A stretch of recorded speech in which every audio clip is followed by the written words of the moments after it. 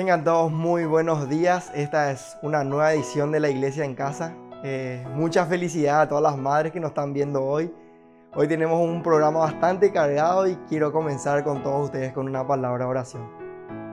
Nuestro Dios, te damos gracias por tu misericordia, por tu amor, por todo lo que haces por nosotros y por la bendición de ser tus hijos.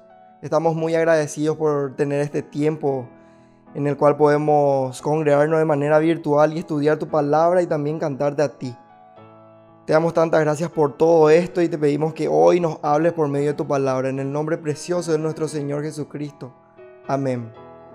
Y es muy importante que interpretemos correctamente, porque las expectativas que nos hagamos nosotros de lo que significa esta parábola puede ocasionar en nosotros, vamos a decir, resultados negativos si nos equivocamos, ¿verdad? Así también cuando, si tenemos una expectativa positiva de algo y después cuando llega ese algo nos damos cuenta que eso no ocurrió, nos desanimamos, nos desalentamos, nos desilusionamos, ¿verdad? No se olviden de darle me gusta a esta transmisión, no se olviden de compartirlo en sus redes sociales, en Facebook, en Instagram, en su WhatsApp, aquellos que están siempre conectados con nosotros y aquellas personas que no, invitémosles a que sigan la transmisión porque se vienen muchas cosas de las cuales podemos quitar mucho provecho a nosotros. Compartamos esto a todos nuestros amigos, nuestros familiares, a todas esas personas que necesitan escuchar este mensaje hoy. En este momento quiero conocer cuáles fueron los regalos que le dieron a sus mamás. Escriban en los comentarios, salúdense. Queremos saber cuál fue el regalo más grande, cuál fue el regalo más lindo, cuál fue el regalo más rico. Comentemos ahí abajo, hermanos, y interactuemos unos con otros, saludémonos y disfrutemos también de esta transmisión. Para estar siempre informados con lo que sucede en el CEDI, podemos irnos hasta YouTube, suscribirnos al canal, darle clic en la campanita para enterarnos de todas las notificaciones que van lanzando desde esta plataforma y así estamos siempre bien informados. En este tiempo traigamos nuestros apuntes, nuestros cuadernos, nuestros bolígrafos. Si estamos tomando café, cocido, mate, es tiempo de prepararnos para el devocional. Y al terminar el devocional, con ese mismo entusiasmo, cantemos al Señor de manera fervorosa, entendiendo lo que cantamos y haciéndolo de corazón sincero. Pasamos a nuestro tiempo devocional. Buen día, hermanos. En esta mañana quiero compartir con ustedes una situación que quizás todas las personas pasamos. Ocurrió este hecho también en la historia que vemos en las Escrituras en el Edén. Hoy quiero que razonemos sobre la realidad virtual. Pero, ¿por qué realidad virtual? Vamos a remontarnos al tiempo del Edén. La Biblia nos dice en el libro de Génesis, capítulo 3, versículo 5, dice: sino que sabe Dios que el día que comáis de él, serán abiertos vuestros ojos y seréis como Dios, sabiendo el bien y el mal. La serpiente antigua, Satanás, le estaba proponiendo a Adán y a Eva ser iguales a Dios. Hay una definición básica de lo que es la realidad virtual. Dice: la realidad virtual es un entorno de escenas y objetos de apariencia real generado mediante tecnología informática. Adán y Eva compraron la verdad virtual de la serpiente antigua. Ellos creyeron que esa situación de ser iguales a Dios ya era verdad. Pero ¿qué nos dice las Escrituras? En el libro de Jeremías, en el capítulo 9, versículo 14 dice: antes se fueron tras la imaginación de su corazón y en pos de los Baales, según les enseñaron sus padres.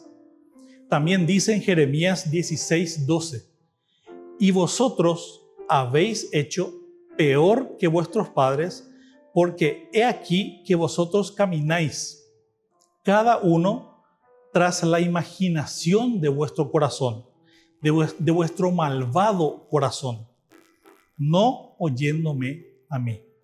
Adán y Eva fueron tras el sentimiento de ser iguales a Dios. Pero ¿qué nos dice la Biblia? ¿Qué nos dice la Escritura? Salmos 119, 160 dice: la suma de tu palabra es verdad, y eterno es todo juicio de tu justicia. La pregunta obligada, hermanos, es: ¿qué debemos hacer para que nuestros pensamientos no nos desvíen de la verdad, que es la palabra de Dios? Y quiero compartir dos versículos que conllevan dos palabras, es decir, una palabra clave en los dos versículos. Romanos capítulo 12, versículo 2 dice: no os conforméis a este siglo, sino que transformaos por medio de la renovación de vuestro entendimiento, para que comprobéis cuál sea la buena voluntad de Dios, agradable y perfecta. Dice: no os conforméis a este siglo. Transformaos por medio de la renovación de vuestro entendimiento. En la mente, en nuestras mentes, se llevan batallas día a día. Muchas veces imaginamos una realidad virtual, pero que está fuera de la verdad, y sabemos y entendemos de que la verdad y la única verdad es la palabra de Dios. Primera de Pedro, capítulo 1, versículo 14 dice: como hijos obedientes, no os conforméis a los deseos que antes teníais, estando en vuestra ignorancia. El cristiano, hermanos, es llamado a la obediencia a la palabra de Dios, es llamado a la santidad. La clave es no conformarnos, no amoldarnos a nuestros pensamientos, sino afianzarnos en la palabra de Dios.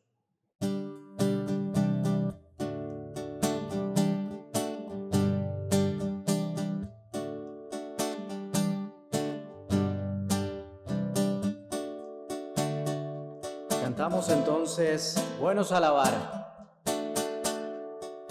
Buenos a alabar, oh Señor, tu nombre, darte gloria, honra y honor. Por siempre buenos a alabarte, Jesús, y gozarme en tu poder. Buenos a alabar, oh Señor, tu nombre, darte gloria, honra y honor. Por siempre buenos a alabarte, Jesús, y gozarme en tu poder. Porque grande eres tú, grandes son tus obras. Porque grande eres tú, grande es tu amor, grande es tu gloria. Buenos a alabar, oh Señor, tu nombre, darte gloria, honra y honor. Por siempre buenos a alabarte, Jesús, y gozarme en tu poder. Porque grande eres tú, grandes son tus obras. Porque grande eres tú, grande es tu amor, grande es tu gloria. Porque grande eres tú, grandes son tus obras. Porque grande eres tú, grande es tu amor, grande es tu gloria. Buenos a alabarte, Señor. Hermanos, no olvidemos que nuestra reunión dominical, nuestro culto dominical es a las 5 de la tarde en Victoria, en Usatú. Así que debemos congregarnos de manera física para estimularnos al amor y a las buenas obras. Cantar de manera congregacional es muy importante. En este momento pasamos a nuestro estudio bíblico. Hoy, el grano de mostaza. Nuestro anciano Víctor Ruiz Díaz estuvo preparando un tema bastante suculento para nosotros. Tengamos nuestros apuntes y nuestras Biblias cerca para atender de manera correcta al estudio y quitar mucho provecho, porque es un tema muy apasionante. Nuestro anciano Víctor Ruiz Díaz está cumpliendo años. Felicitémosles en el chat. También háganle llegar su regalo, yo ya le di el mío. Y pasamos al estudio. Mira los pajaritos cobijados. ¿Qué planta es, Fray Juan? Es un árbol de mostaza, Leopoldo. Es muy, muy bonito. Mira cuántos.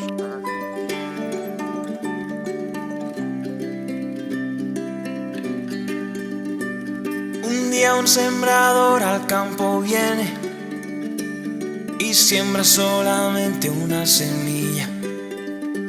Qué semilla tan pequeña, qué sencilla, y qué grande es el arbusto que contiene.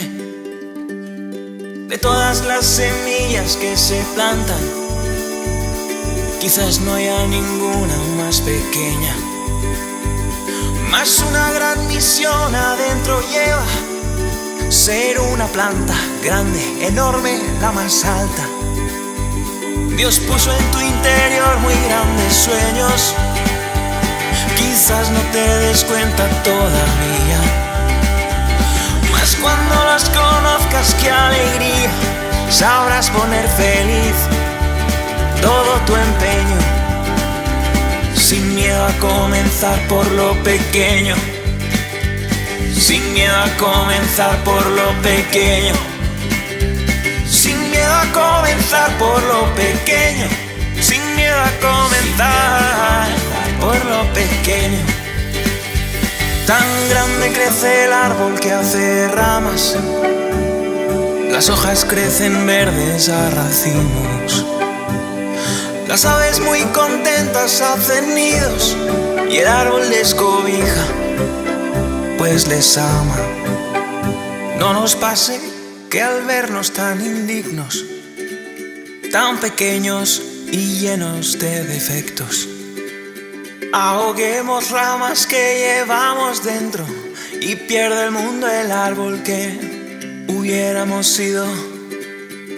Dios puso en tu interior muy grandes sueños, quizás no te des cuenta todavía, mas cuando los conozcas, qué alegría, sabrás poner feliz todo tu empeño, sin miedo a comenzar por lo pequeño, sin miedo a comenzar por lo pequeño, sin miedo a comenzar por lo pequeño, sin miedo a comenzar por lo pequeño, sin miedo a comenzar por lo pequeño, sin miedo a comenzar por lo pequeño.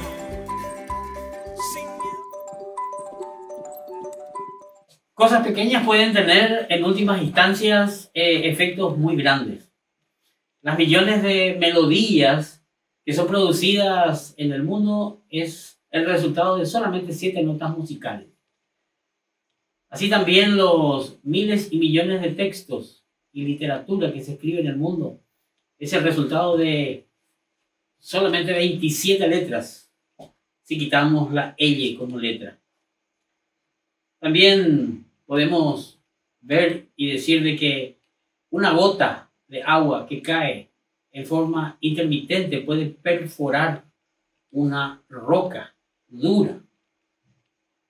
Y aquellos que estudian el caos pueden decir de que el tenue aleteo de una mariposa en Japón puede producir un tsunami en América.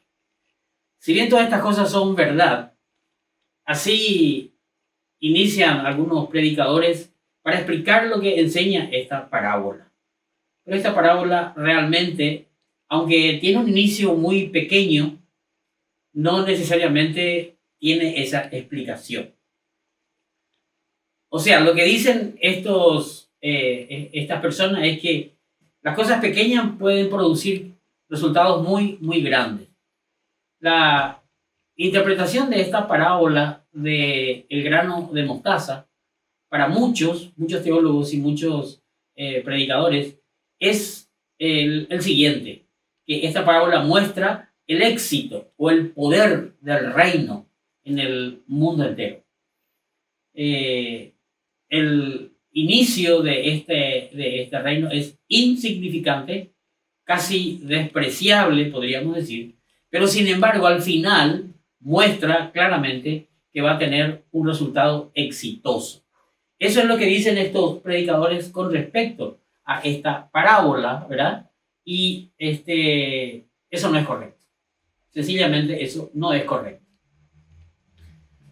Dicen, y ellos piensan lo siguiente, que Jesucristo dijo las dos primeras parábolas que ya hemos estudiado, que el trigo y la cizaña, la segunda, y el sembrador, la primera, y vimos que los resultados son realmente bastante desalentadores.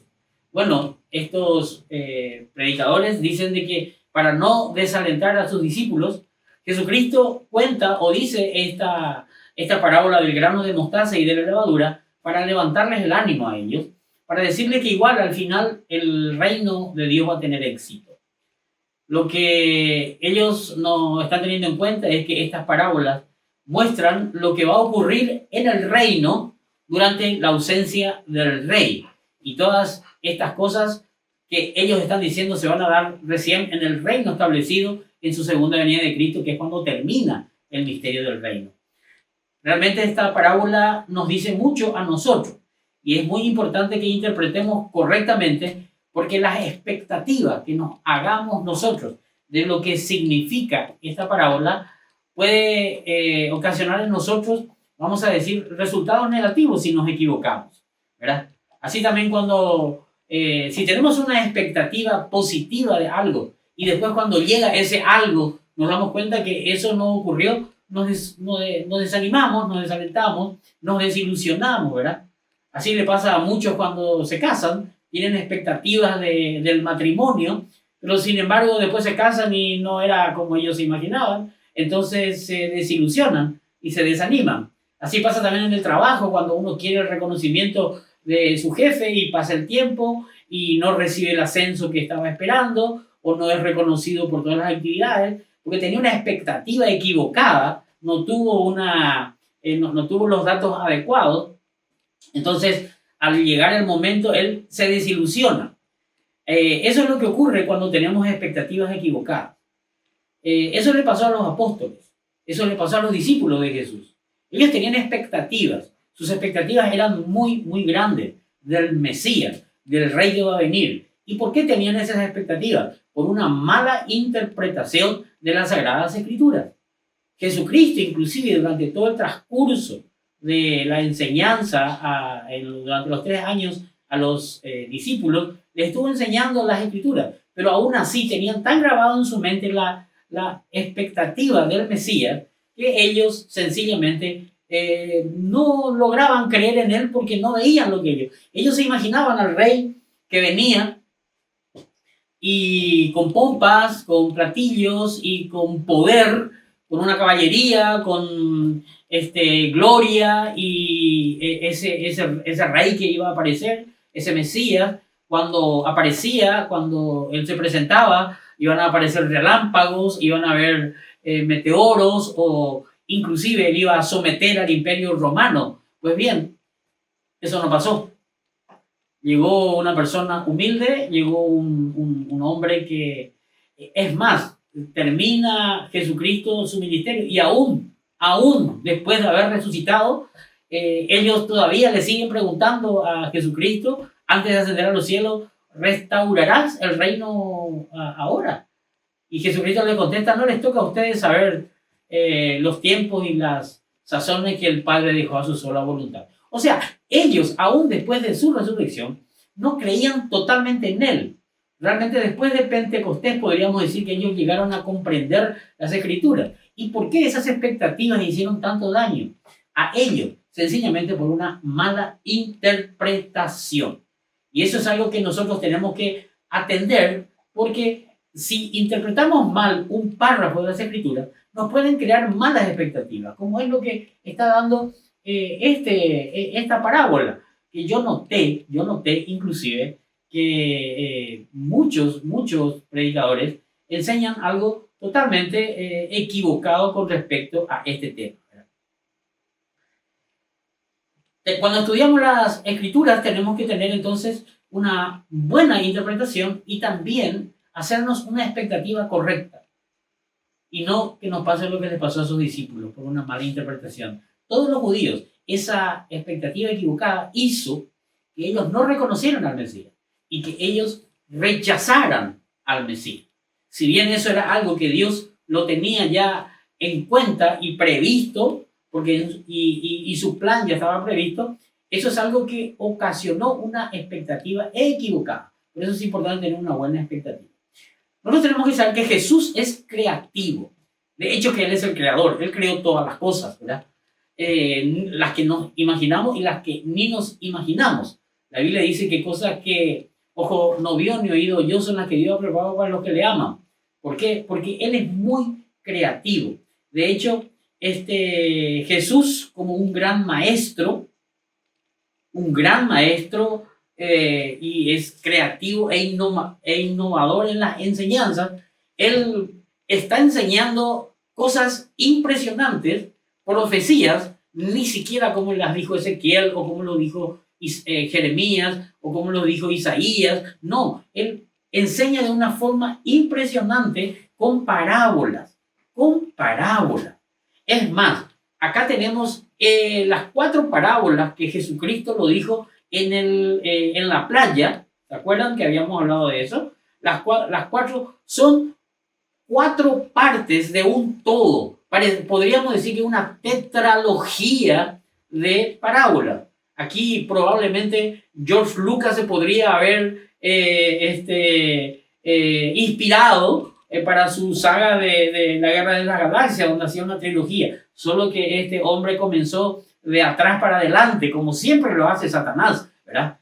Nosotros tenemos que terminar el último episodio para entender el primero. Acá, sin embargo, Jesucristo nos está diciendo en forma de orden. También quizás podemos ver lo mismo de lo que hizo esta escritora de Harry Potter, la misma cosa.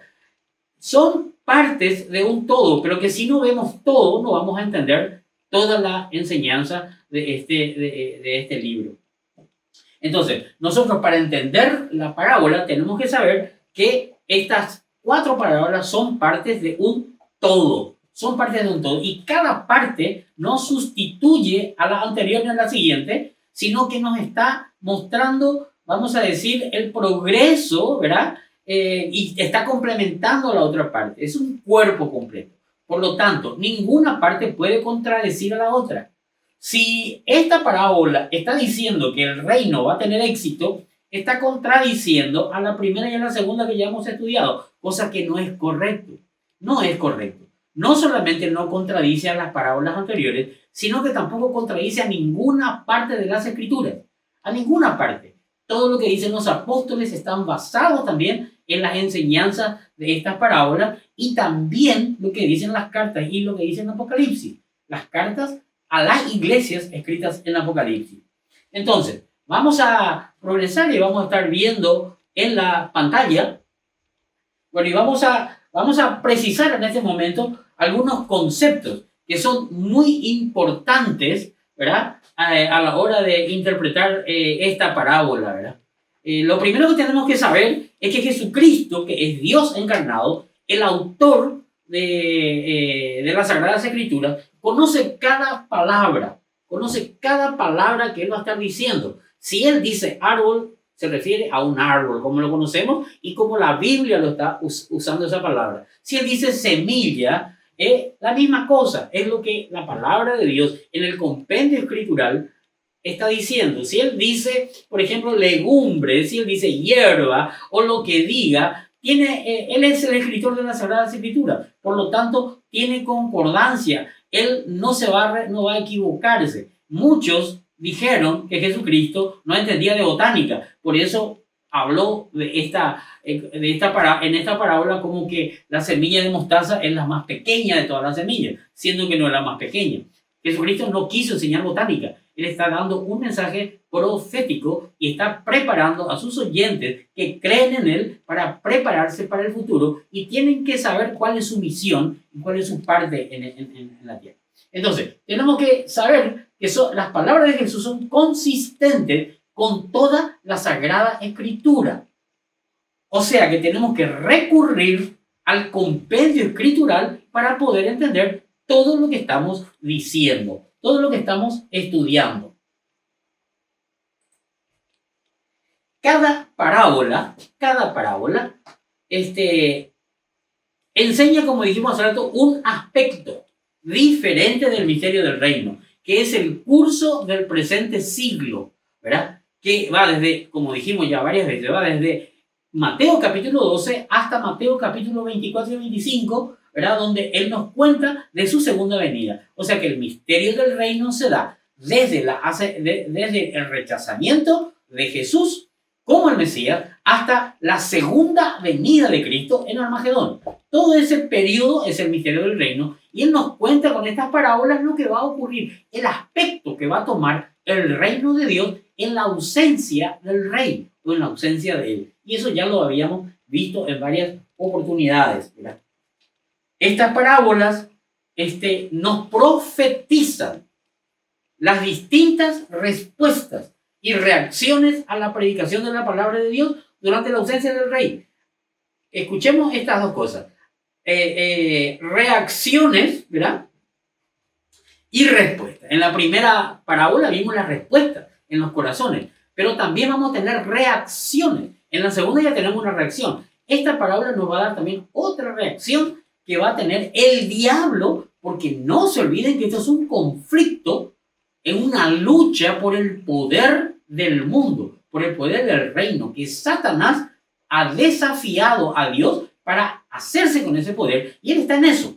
Ese es su propósito, el conflicto de los siglos, y no estamos exentos en este tiempo de esta lucha. Hoy estamos viviendo una lucha encarnizada a nivel espiritual y que se está dando en los corazones de muchos hermanos, inclusive en este momento.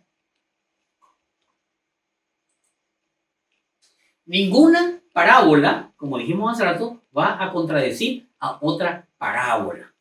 O sea, cada parábola tiene que ir ayudándonos a comprender más el panorama total. Bueno, esta frase ya lo hemos dicho hace rato. Las parábolas de Mateo son un todo, por lo que debemos tener en cuenta cada parte. Las dos primeras parábolas fueron interpretadas por Jesús mismo y Él nos da entonces las claves para interpretar las otras 5. O sea, tenemos que hacer caso a lo que Jesucristo nos dijo. Cuando se refiere a las aves, se refería al diablo. Cuando se refería al campo, se refería al mundo en la segunda parábola. Y cuando sembraba el sembrador, se refería a los corazones. O sea, todos esos detalles tenemos que ir viendo y vamos a ir recordando ahora en esta parábola. No vamos a cambiar el significado que Él mismo le dio, no vamos a buscar otro significado.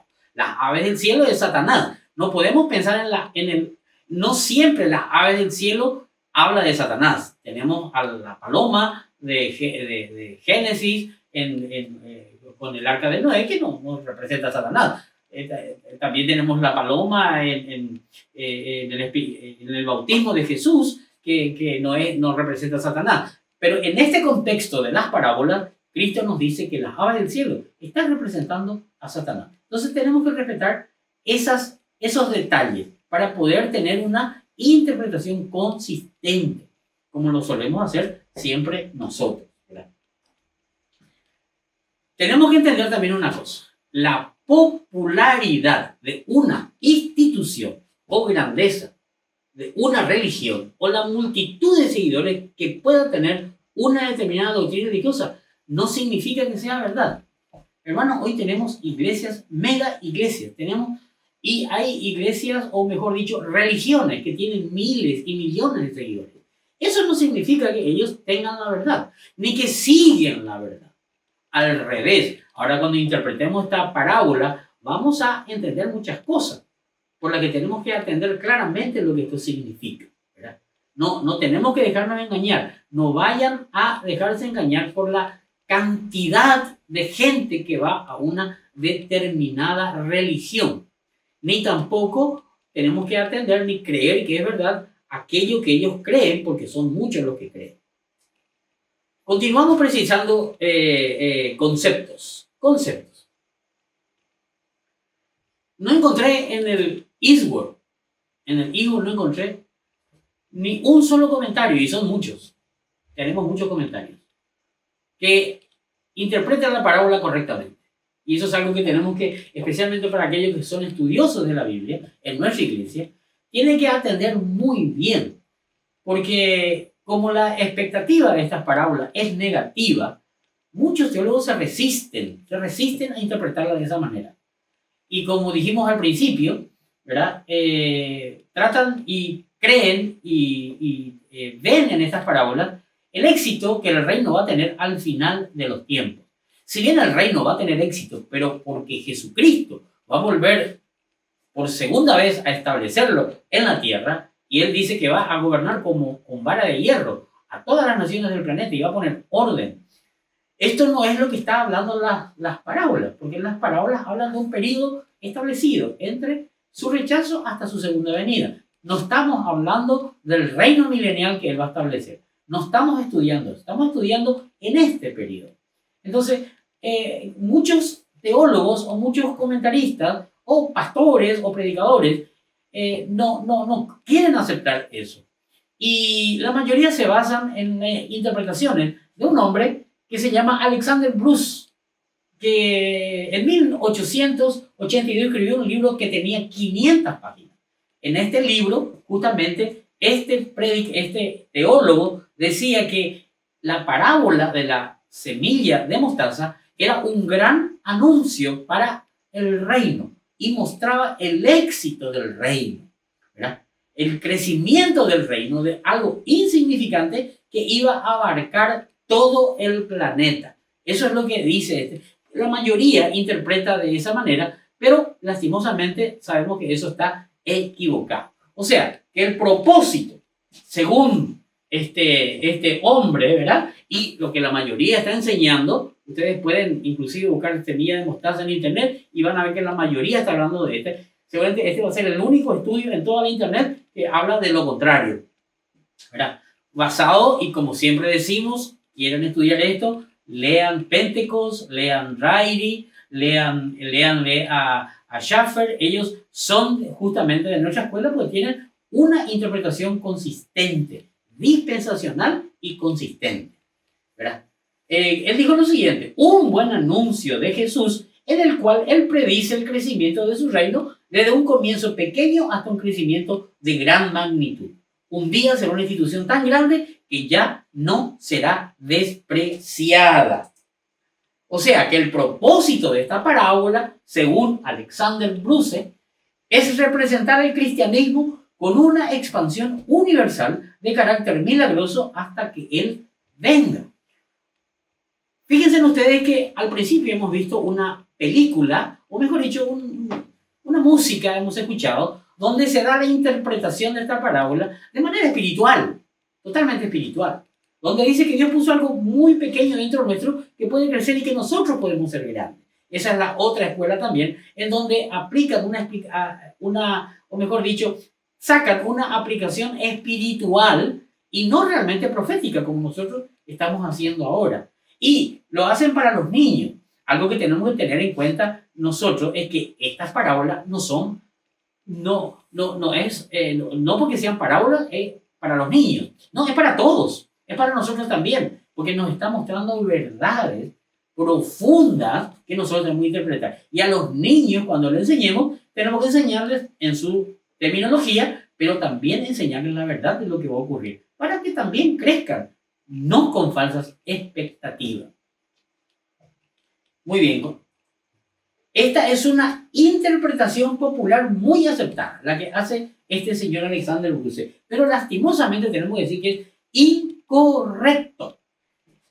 Algo muy interesante y que les quiero mostrar ahora es que el comentario Mundo Hispano, que lo tenemos nosotros en el Eastward, dice lo siguiente.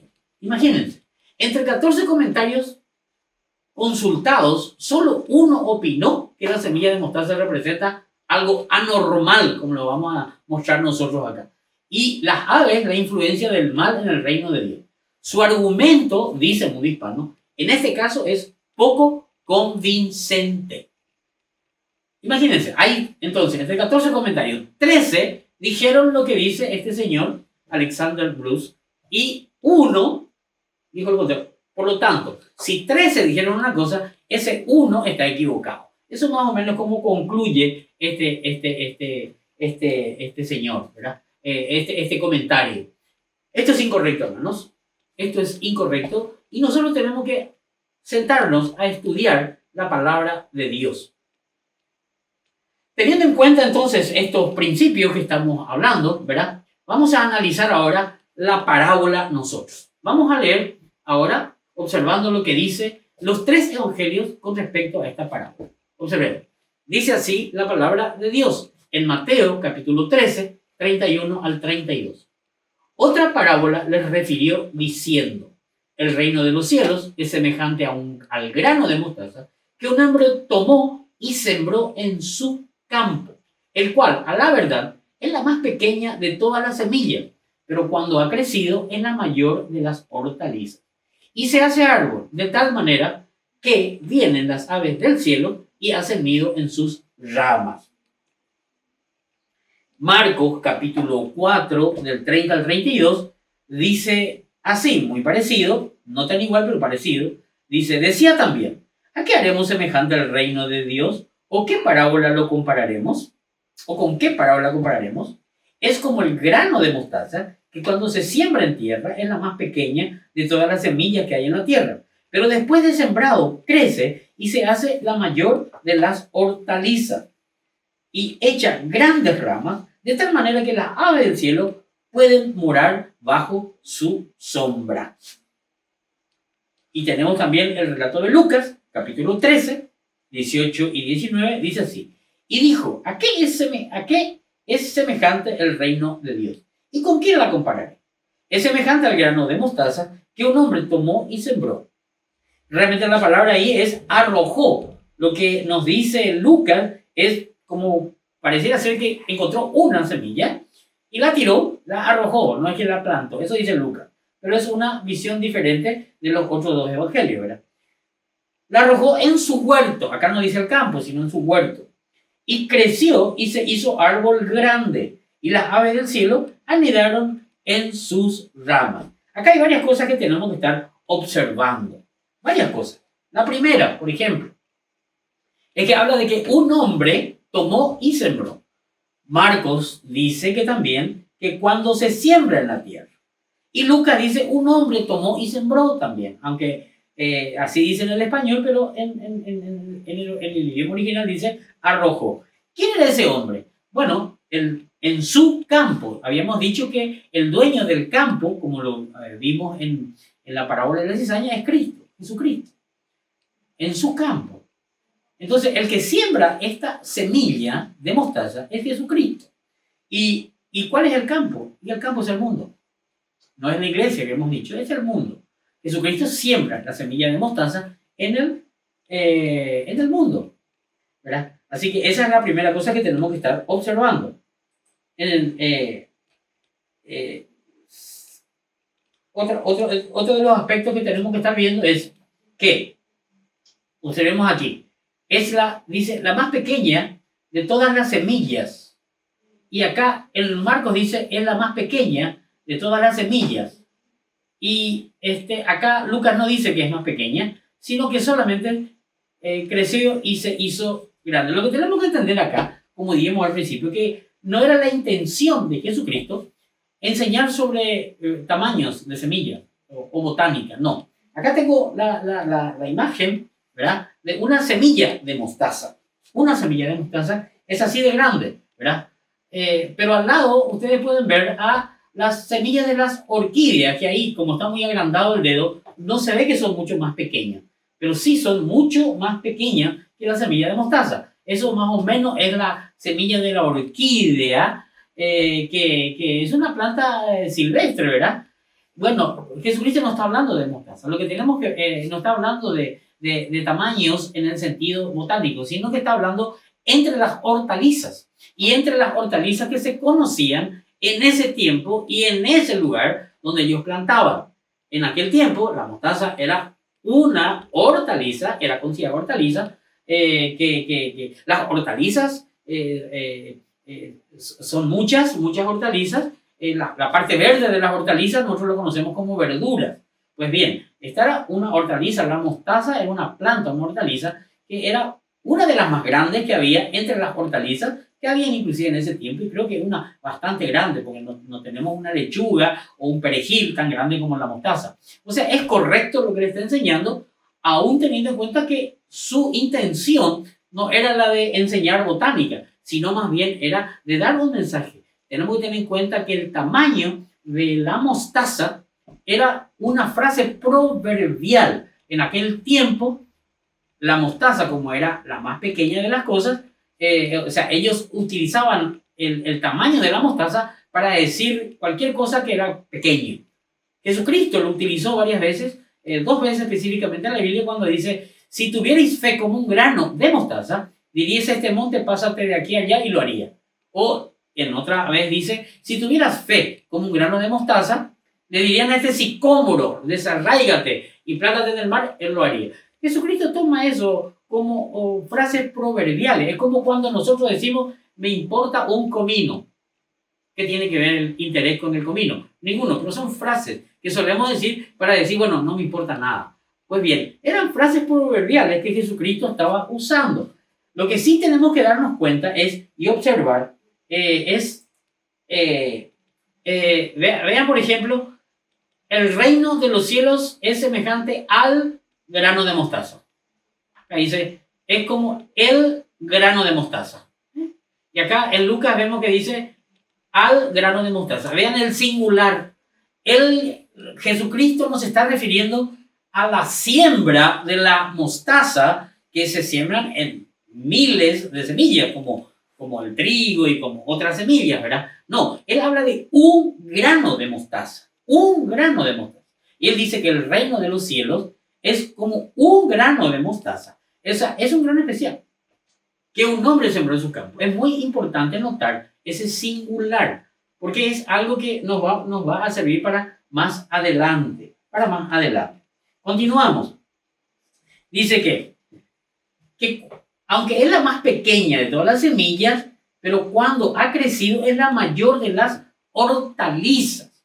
Y es verdad eso, que es mayor de las hortalizas, porque es una planta grande, y vamos a ver eso. Por ejemplo, esta es la planta del grano de mostaza, bastante grande, y comparándola con un hombre, ¿verdad? Una lechuga jamás llega a ese nivel, o un perejil, o vamos a decir una calabaza, no, nunca, normalmente, pero esto sin embargo es la mayor, es la más alta, digamos, de las hortalizas, solamente que no hay que exagerar. Acá tenemos 2 ejemplos de plantaciones de mostazas comparadas con el tamaño de un hombre, el tamaño normal, ¿verdad? Entonces, esas son cosas que tenemos que estar observando ahí, que cuando él dice es la mayor de las hortalizas, pero acá dice se hace árbol. Miren, acá dice se hace árbol. Esta hortaliza se hace árbol. En Marcos dice y echa grandes ramas. Y vimos recién que las ramas no son tan grandes de la mostaza normal. Podemos observar de vuelta. Ahí está. No son tan grandes. No puede un pájaro venir a hacer un nido sobre estas ramas, a no ser que sea algo anormal. Dice que se hace árbol. Lo que está diciendo Jesucristo acá es una frase que nos da la clave de la interpretación de esta parábola. Acá nos dice, es una hortaliza que se hace árbol. Es como si decimos nosotros, en nuestra casa, vamos a tomar tereré bajo el árbol de mi lechuga. O vamos a tomar, vamos a comer bajo la sombra del perejil. Hay bromas sobre eso, ¿verdad? Hay bromas sobre eso que solemos decir nosotros también, ¿verdad? Es como decir, vamos el árbol de la lechuga. Jesucristo está hablando acá de una forma que no, digamos, que deberíamos entender. Esta es una semilla que creció y que creció de forma monstruosa, no normal. Eso es lo que nos está diciendo esta parábola.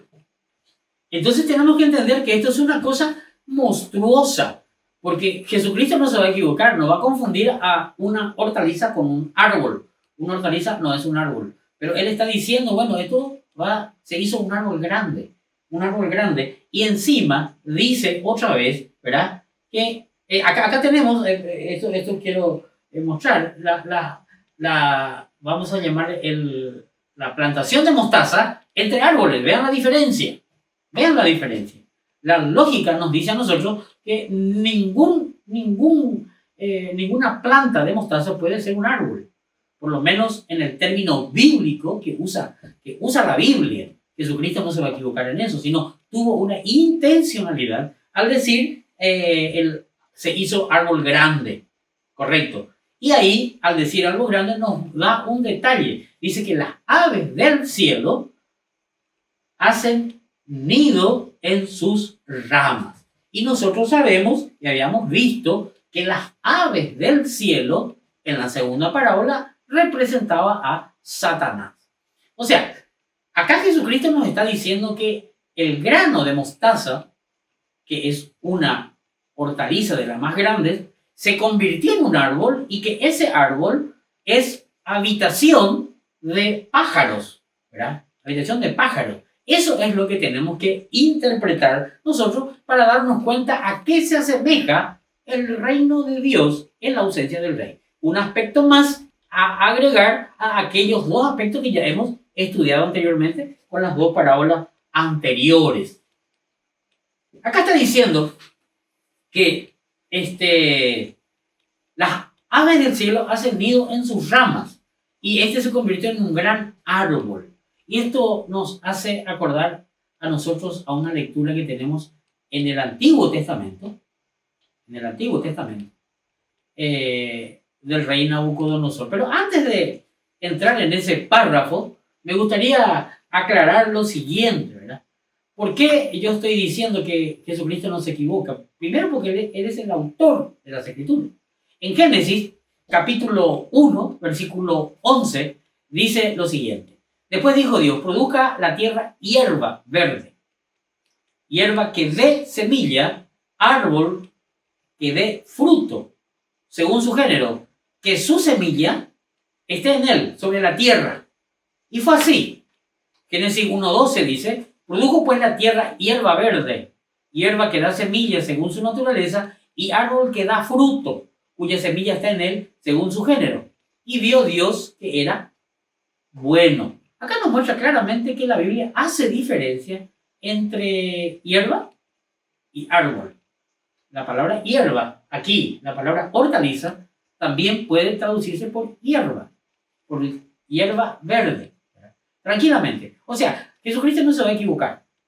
Él utiliza los términos, como dijimos al principio, de acuerdo al contexto que es escritural. Muy bien. Son dos especies diferentes, árbol y hierba. Ahora, continuando lo que ya dijimos, cuando Jesucristo está diciendo que una hierba se convierte en un gran árbol, estamos viendo un crecimiento antinatural. Y no es lo mismo, solamente a nivel de comparación. Vamos a leer lo que dice el libro de Daniel en el capítulo 4. Tenemos que tener en cuenta de que interpretándolo así a esta parábola, tiene armonía con las otras dos anteriores. Tiene armonía, mostrándonos justamente que ese conflicto continúa y que va a continuar hasta que Cristo venga. Y que se va a ir acrecentando a medida que estemos llegando a los últimos tiempos. En el libro de Daniel, como dijimos hace rato, capítulo 4, versículo 10, dice lo siguiente. Todo este párrafo va desde el 10 hasta el 27. Pero nosotros solamente vamos a leer algunos párrafos, porque es muy larga la lectura y para no gastar mucho de nuestro tiempo. Dice Daniel 4:10. Estas fueron las visiones de mi cabeza. Mientras estaba en mi cama, me parecía ver en medio de la tierra un árbol cuya altura era grande. Daniel 4:11. Crecía este árbol y se hacía fuerte, y su copa llegaba hasta el cielo, y se le alcanzaba a ver desde todos los confines de la tierra. Eso fue el sueño de Nabucodonosor. Su follaje era hermoso y su fruto abundante, y había en él alimento para todos. Debajo de él se ponían a la sombra las bestias del campo, y en sus ramas hacían morada las aves del cielo, y se mantenía de él toda carne. El árbol que viste, dice, ya le responde Daniel, y eso está en el versículo 20, 4:20. El árbol que viste, que crecía y se hacía fuerte, se veía desde todos los confines de la tierra, y cuyo follaje era hermoso y su fruto abundante, y en que había alimento para todos, debajo del cual moraban las bestias del campo y en cuyas ramas anidaban las aves del cielo. Tú mismo eres, oh rey. Versículo 22. Que creciste y te hiciste fuerte, tu dominio hasta los confines de la tierra. Acá estamos viendo lo que podemos conocer como el ecumenismo. Aquí está el ecumene. Acá vemos que confines de la tierra, o sea que el gobierno de Nabucodonosor en aquel tiempo era que iba a abarcar todo el mundo y que era un sueño que Dios estaba mostrando a él. Acá estamos viendo un árbol muy parecido al que Jesucristo nos está hablando, donde nos muestra justamente que un árbol donde tenía refugio, las aves, los animales de todas las clases en todo el mundo, ¿verdad? Era un reino universal. Era un reino universal. Lo que nos está diciendo a nosotros esta parábola es que esta semilla de mostaza, que tenía que ser, que es una hortaliza, se convierte en un árbol, pero está lleno de agentes espirituales de maldad, agentes satánicos, que están viviendo en sus ramas. En la parábola del grano de mostaza, vemos que ese grano de mostaza se transformó en un árbol que daba refugio a las aves del cielo y que según la primera parábola dijimos que representa a Satanás. Acá tenemos, hermano, y aparece una palabra especial que es el ecumenismo reinante hoy, inclusive, hoy más que nunca, porque antes no se veía tanto, en acción. El ecumenismo en acción. O mejor dicho, el falso cristianismo que creció en el mundo, que creció de forma informe o monstruosa. Hoy el cristianismo es, digamos, la religión, la religión más grande, que tiene más seguidores en el mundo entero. Y de eso estaba hablando Jesucristo, que iba a ser así en este tiempo. Ahora, Él nos está diciendo que las aves del cielo moran dentro de esa religión. En esta religión hay todo tipo de personas. Hay personas de prácticas inmorales, de pensamientos antibíblicos y muy delictuales inclusive. Tenemos iglesias de todas clases, donde se promueve aún la inmoralidad y dicen que Dios nos ama a todos, sin importar realmente credos. Y eso es lo que es el ecumenismo. Y a ellos le llaman, tenemos grupos de todas clases, ideología que en determinadas religiones se están manejando, ¿verdad?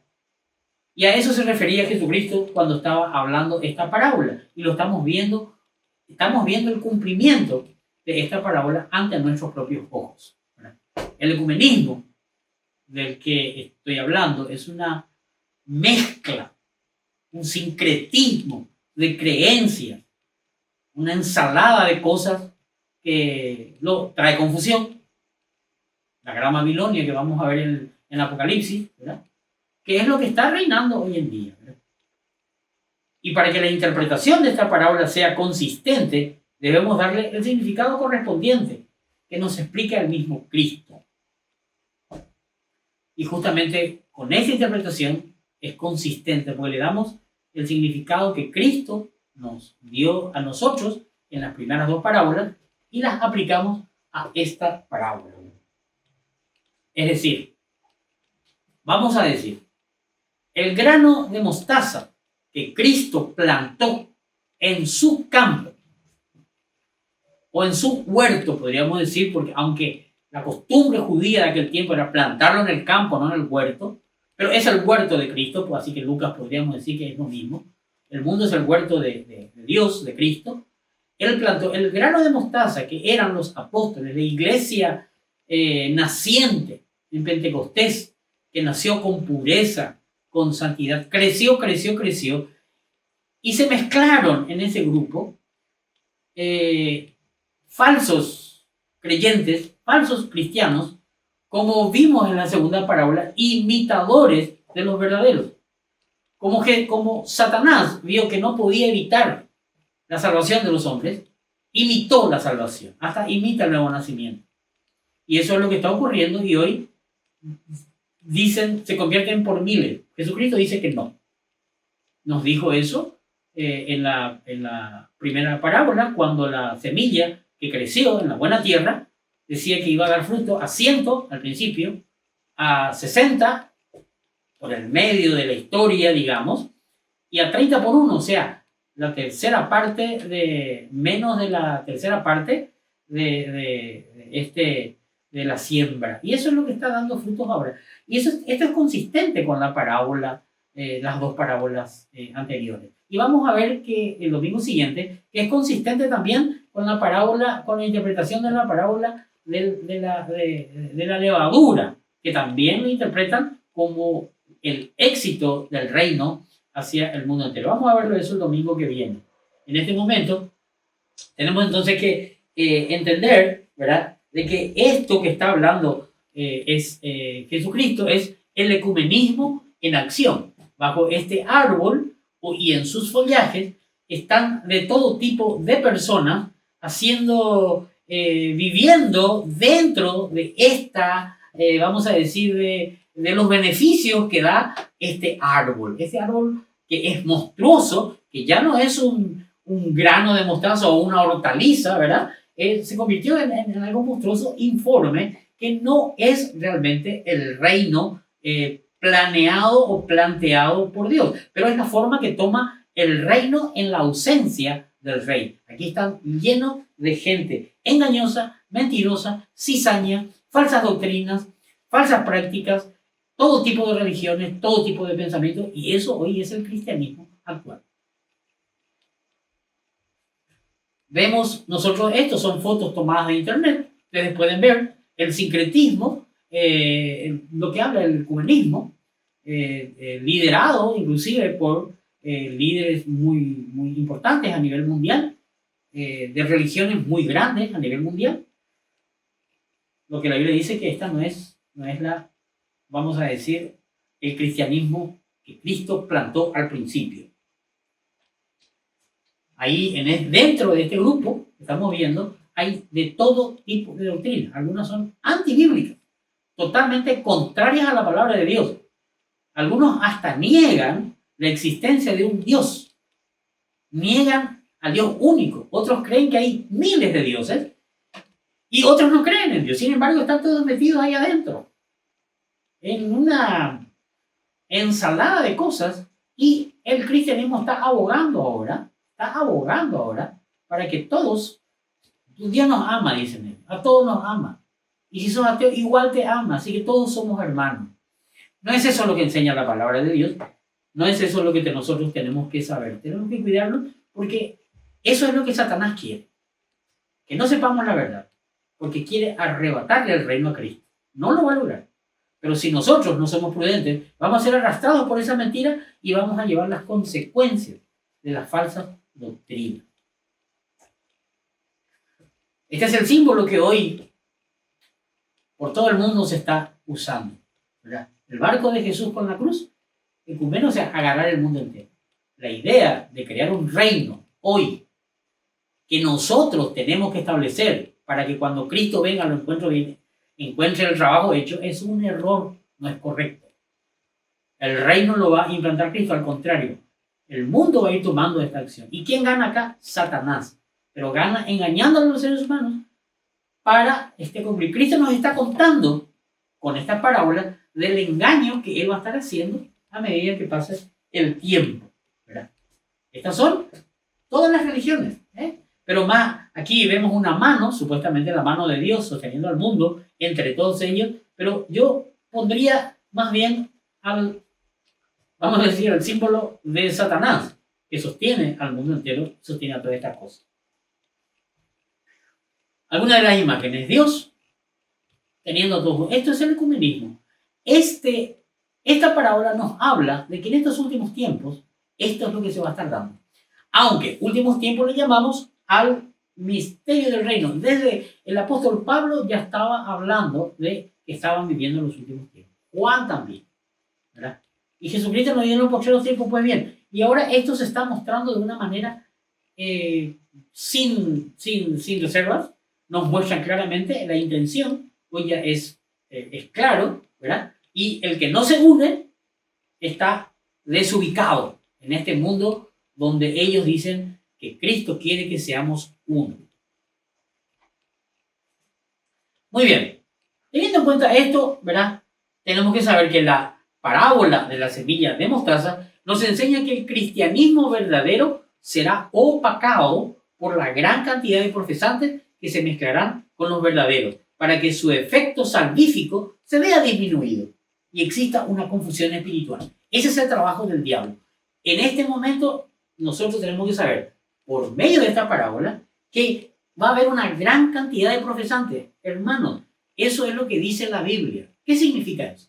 Que en todas las iglesias locales, aún cristianas evangélicas, y de los hermanos libres, podríamos decir, en todas las iglesias van a haber profesantes que no son salvos. Y se va a notar en su conducta, se va a notar en su forma en su arraigo a Cristo, en su cumplimiento, en su fidelidad. Se va a notar eso, porque no son salvos. Son cristianos, pero profesantes. Parte de esa gran iglesia universal, ¿verdad? Pero no son realmente trigo, como decía la primera parábola, ¿verdad?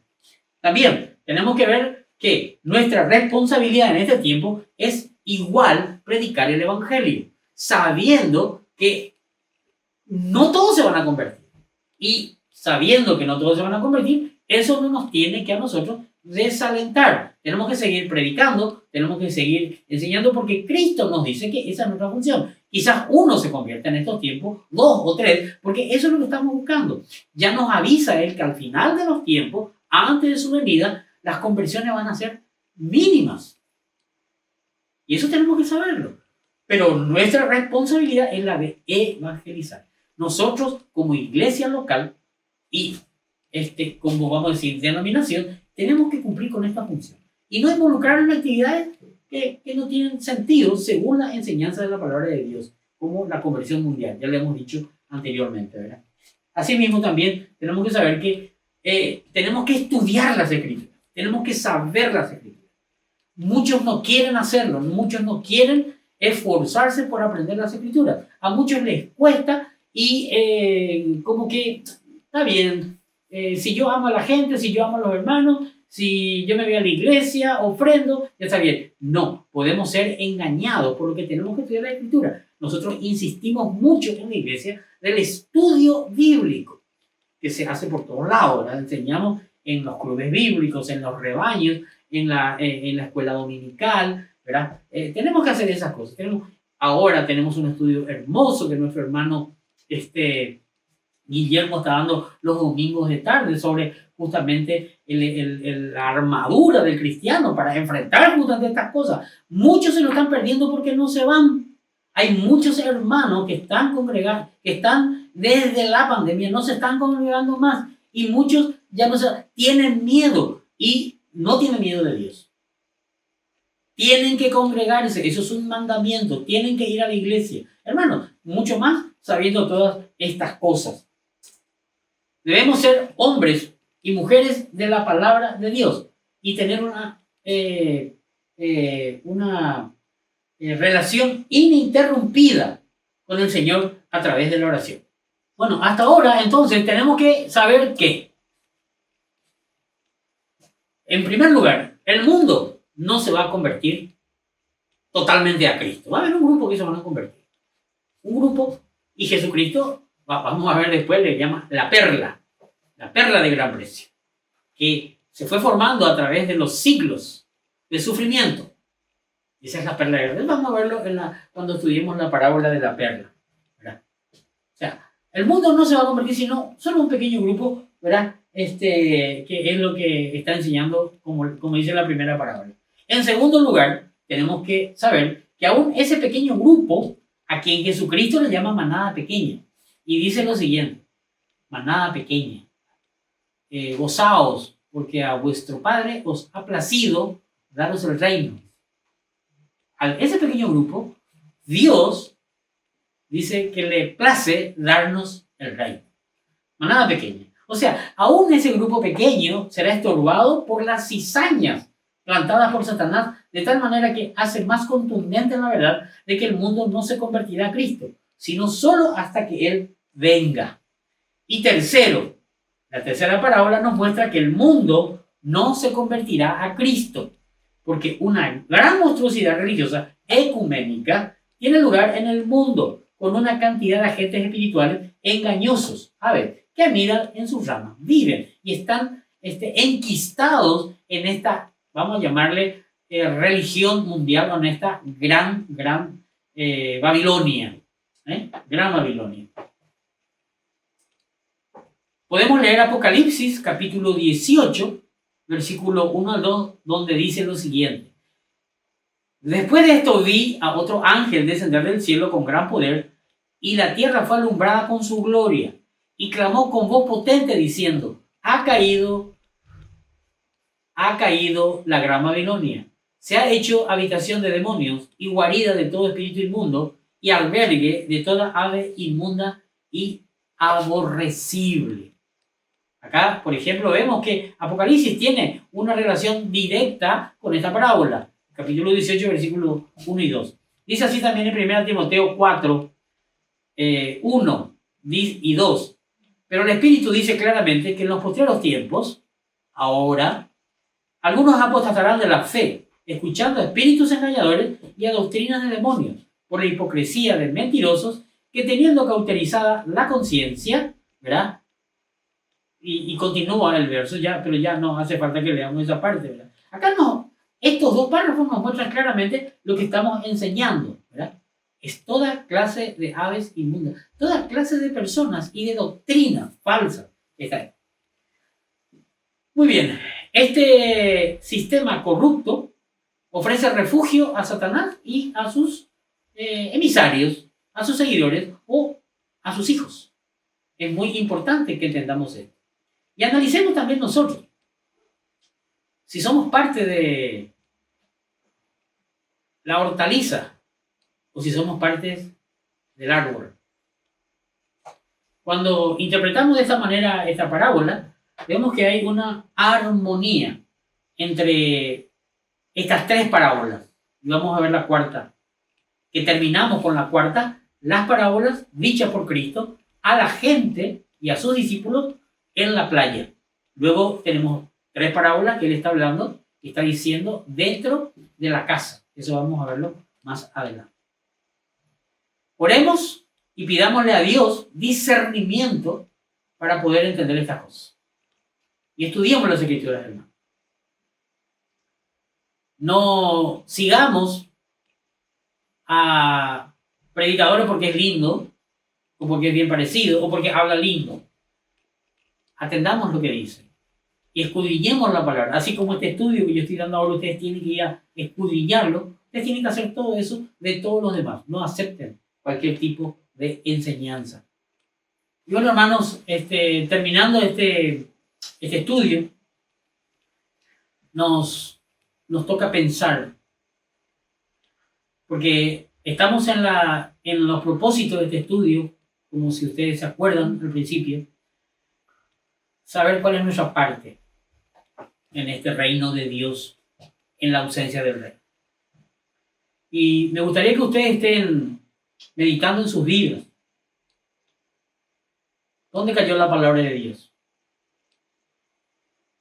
¿En el camino, entre pedregales, entre espinos o buena tierra? Si cayó en buena tierra, tenés que dar frutos. Tiene que haber frutos. Observa tu vida si hay frutos. ¿Eres trigo o eres cizaña?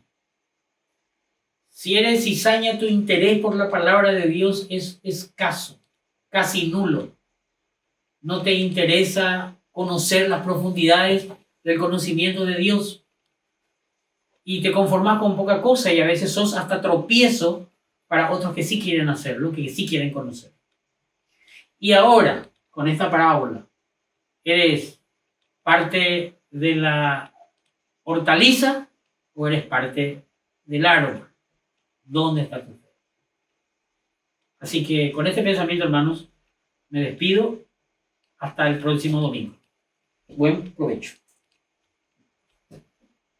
Realmente impresionante la exposición de la palabra de Dios.